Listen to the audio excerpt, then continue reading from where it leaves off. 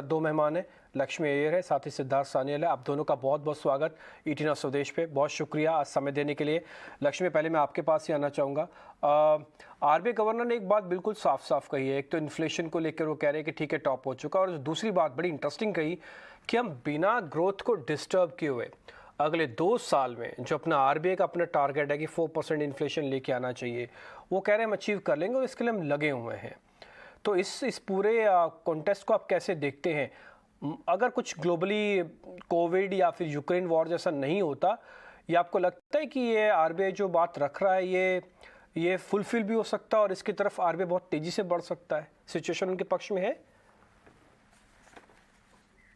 जी बिल्कुल, सिचुएशन उनके पक्ष में है और इसके 2 कारण हैं। और इसके लिए आपको गौर फरमाना होगा पिछले 3 पॉलिसी की तरफ, जहां पे इन्होंने ग्रोथ के फोरकास्ट को काफी तेजी से घटाया नहीं, पॉइंट नंबर 1।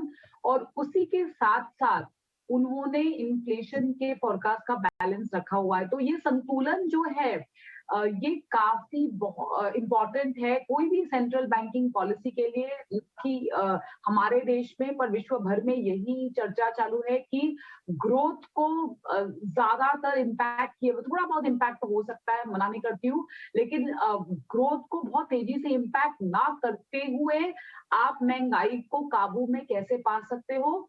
और ये बहुत ही सिचुएशन ऐसा है कि ये मेडिकल इमरजेंसी के द्वारा जो सप्लाई चेन का जो डिसरप्शन हुआ है, उस हेतु हमने महंगाई में बढ़ते हुए कंडीशन देखे हुए हैं, ना कि ये डिमांड की वजह से ये जो इन्फ्लेशन है। जो डिमांड इन्फ्लेशन है उसको आप मॉनेटरी पॉलिसी एकदम तेजी से बढ़ाकर आप उसको काबू में रख सकते हो, लेकिन सप्लाई साइड का जो कंस्ट्रेंट है उसको थोड़ा बहुत काबू में रखने के लिए भी मॉनेटरी पॉलिसी का जो झुकाव है रेट हाइक की तरफ, वो होना जरूरी है। तो आई थिंक ये इम्पॉसिबल नहीं है अगर कच्चे तेल के दाम थोड़े मॉडरेट रहे, जो कि गवर्नर सर ने खुलासा किया। आई थिंक ये एक इम्पॉसिबल अचीवमेंट नहीं है। बात बिल्कुल ठीक कह रहे हैं, क्योंकि मिस्टर गवर्नर ने ये कहा कि 105 तक तो हमने ही खुद से डिस्काउंटिंग कर रखा, हमारा एवरेज प्राइस है, अभी तो हम $100 के नीचे चल रहे हैं। उन्होंने ये भी कहा कि हमारा जो करंट अकाउंट डेफिसिट है वो इस समय ऐसी कंडीशन के अंदर है, अगर छोटा मोटा कुछ आ भी जाता है तो उसको शायद हम अच्छे से मैनेज भी कर लेंगे। सिद्धार्थ सान्याल इस बीच मेरे साथ है बंधन बैंक से। सिद्धार्थ, बहुत शुक्रिया समय देने के लिए। आज बैंकिंग को लेकर भी मिस्टर गवर्नर ने एक बात अच्छी कही। उन्होंने कहा कि क्रेडिट ऑफटेक ठीक है जैसे होना चाहिए, अगर थोड़ा और ऑफटेक बढ़ाना है तो उनको अपने डिपॉजिट्स को लेकर थोड़ी दरें बढ़ानी पड़ सकती हैं, और वो धीरे धीरे बैंक्स को देख भी रहे हैं कि वो धीरे धीरे डिपॉजिट रेट्स को बढ़ा रहे हैं। ये सिनेरियो ना बहुत ही क्रिटिकल है सिद्धार्थ, आप इसको अच्छे से समझते हैं कि 1% स्विंग आरओआई का कितना फ़र्क डालता है। तो आप मेरे को ज़रा ये बता पाएंगे कि डिपॉजिट का इस समय पेस कैसे है और क्रेडिट ऑफटेक का पेस कैसे चल रहा है? श्योर। आप अगर देखेंगे credit growth and deposit growth का relative scenario throughout the pandemic situation, credit growth बहुत वीक था और डिपॉजिट ग्रोथ रिलेटिवली स्ट्रांग था, क्योंकि people were going for safer option, लोग डिपॉजिट में पैसा रख रहे थे इनिशियली।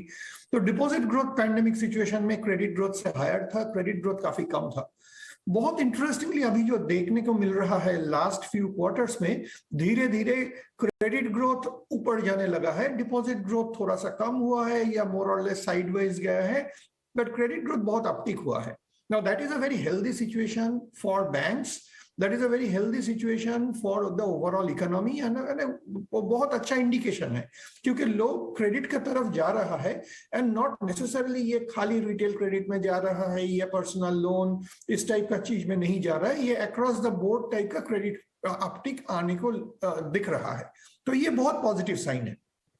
आप जो क्वेश्चन कर रहा है वो है उसका अगले स्टेज कि क्रेडिट ग्रोथ जब होगा तब तो उसका फंडिंग करने के लिए डिपॉजिट भी चाहिए, उसके लिए इंटरेस्ट रेट में एडिशनल प्रेशर आएगा कि नहीं, बैंक का बैलेंस शीट में उसका कैसे इफेक्ट आएगा। मेरा हिसाब से वो चीज अभी तक बहुत ही अच्छा सिचुएशन में है, इन द सेंस डिपॉजिट का एक बेस बन रहा था लास्ट कुछ क्वार्टर में या लास्ट 2 ईयर में। बैंक्स अभी उसको डिप्लॉय कर रहा है initial part of the credit growth में।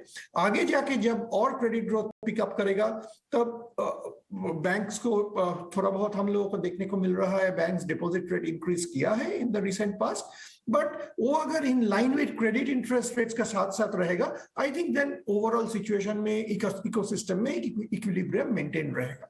सो overall situation I think this is a pretty positive scenario. Lakshmi, एक सवाल मैं आपसे और लूँगा। जैसे मिस्टर गवर्नर कह रहे थे कि वो बैक फुट पे नहीं है बल्कि वो तो फ्रंट फुट पे ही रहेंगे। अभी फ्रंट फुट कहने का मतलब उनका 2 पॉइंट थे। पहला, एक तो जैसे ही डाटा आएगा उसको लेकर वो एक्टिवली कोई भी फैसला लेंगे, कोई भी डाटा आता है, चाहे चाइना का आता है या फिर किसी भी चीज़ का आता है। और दूसरा, फ्रंट फुट को लेकर वो ये कह रहे थे कि हमारी प्राथमिकता अभी भी इन्फ्लेशन को थोड़ा और टेप ऑफ करने की है। इसका मतलब उन्होंने इनडायरेक्टली ये कह दिया कि अभी अगर आप ये सोच रहे हैं कि ब्याज दरों को लेकर हम बढ़ाना चाहते हैं तो आप सही समझ रहे होंगे। तो ये इनडायरेक्टली उन्होंने बात रखी है। ये सिनेरियो, ये फेस कब तक चल सकता है जब हम हायर रेट ऑफ इंटरेस्ट थोड़ा और देखेंगे? देखिए, हमारे हिसाब से अगर पिछली पॉलिसी से क्यों लिया जाए या फिर जो मिनट्स है जो पिछले हफ्ते रिलीज हुई थी उससे थोड़ा बहुत क्यों लिया जाए, और आज जो उनकी जो चर्चा हुई आपकी चैनल में, तो अगर ये तीनों को अगर हम कंबाइन करते हैं तो ये काफी खुलासा मिल जाता है कि ब्याज दरें, जो कि हम रिपो रेट की बात कर रहे हैं, वो यहाँ थमने नहीं वाली है। फ्रंट फुट पे बैटिंग जरूर करें, मना नहीं करते, लेकिन हर बॉल पे चौके और छक्के की जरूरत नहीं लग रही है। और ये भी उन्होंने कुछ हद तक इल्म दे दिया है बाजार को, क्योंकि महंगाई की जो तेजी है, जिस तेजी से वो बढ़ रही थी, वो थोड़ी बहुत थम गई है। और हल्का सा अनुमान लग रहा है कि जो उनका फोरकास्ट है 2023 का, जो फाइनेंशियल ईयर के आखिर का जो उनका फोरकास्ट है, वो सब 6% है, यानी 5.80 के तकरीबन है। तो यहाँ से जो 5.4 का हमारा जो रिपो रेट है, वो शायद और 50-60 बेसिस पॉइंट से बढ़ के 6% के आसपास पहुंच सकता है। और ये बॉन्ड मार्केट काफी हद तक डिस्काउंट कर चुका है।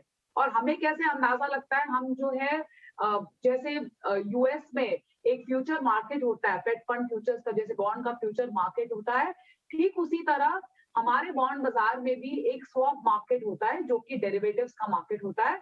वहां पे 50 बेसिस पॉइंट का जो डिस्काउंटिंग है ऑलरेडी हो चुका है।